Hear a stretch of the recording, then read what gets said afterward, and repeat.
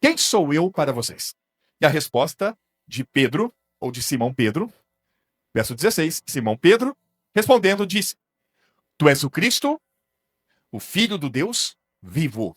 Guarda isso, tu és o Cristo. O que significa a palavra ungido com letra maiúscula? Ungido é Cristo, ou Cristo é o ungido. Então, você é o ungido de Deus. Você é o Cristo. Só há um ungido de Deus, aquele do profeta Isaías 61. O Espírito do Senhor está sobre mim, pois que me ungiu, tá? Só tem um ungido, que é o Cristo, Jesus de Nazaré. Aqui coisa minha, tá? Entendo eu que essa profecia do profeta Isaías se cumpriu quando Jesus estava lá no Rio Jordão, sendo batizado por João Batista, porque está escrito que o céu abriu e veio o Espírito como forma de pomba e desceu sobre o Senhor. Para mim, ali mostra a mudança.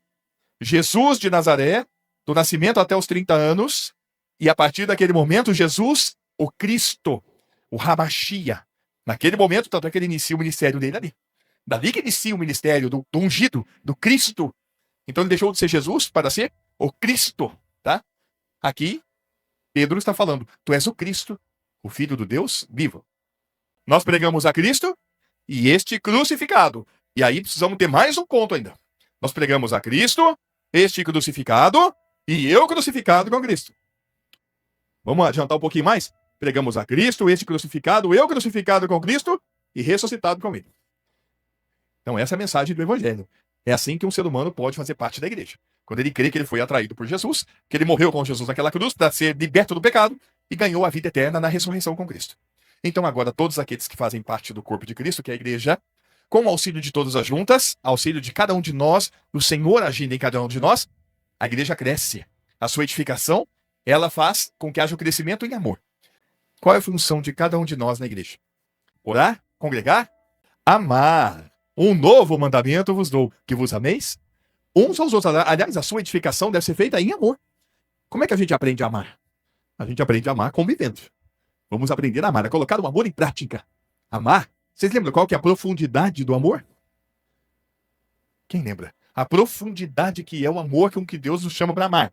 Se não me engano, 1 João, capítulo 3, verso 16.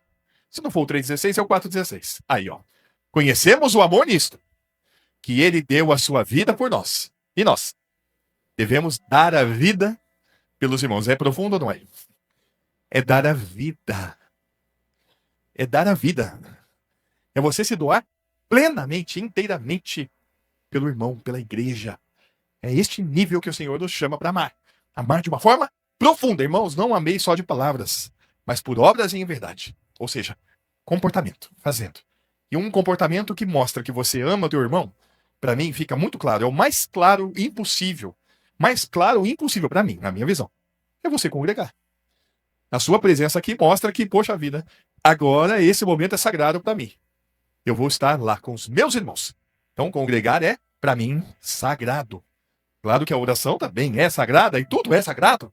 Tudo deve ser colocado em prática. Então, amar, orar, congregar. E nós terminamos na quinta-feira passada falando sobre um outro comportamento que deve haver no membro do corpo de Cristo. O Senhor tem procurado verdadeiros adoradores. São aqueles que o adoram em espírito e em verdade. Então, o novo nascido é aquele que está apto para adorar. Eu lembro de ter mostrado alguns textos para os irmãos.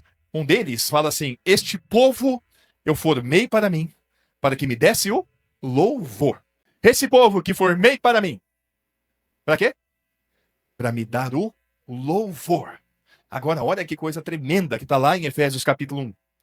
Bendito Deus e Pai de nosso Senhor Jesus Cristo, o qual nos abençoou com todas as bênçãos espirituais nos lugares celestiais em Cristo. Como também nos elegeu nele antes da fundação do mundo, para que fôssemos santos e irrepreensíveis diante dele em amor. Como é que ele nos elegeu nele antes da fundação do mundo? Porque o Cordeiro foi morto antes da fundação do mundo. Coisas elevadas, grandes. Nos predestinou para filhos de adoção, por Jesus Cristo, para si mesmo, segundo o beneplácito de sua vontade. Agora, olha só.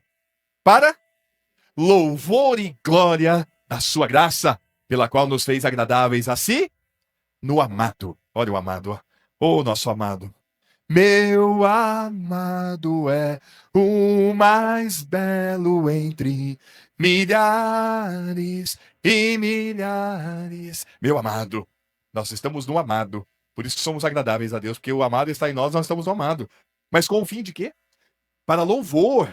E aí o versículo 11 é isto? Versículo 11 ou 12, ó.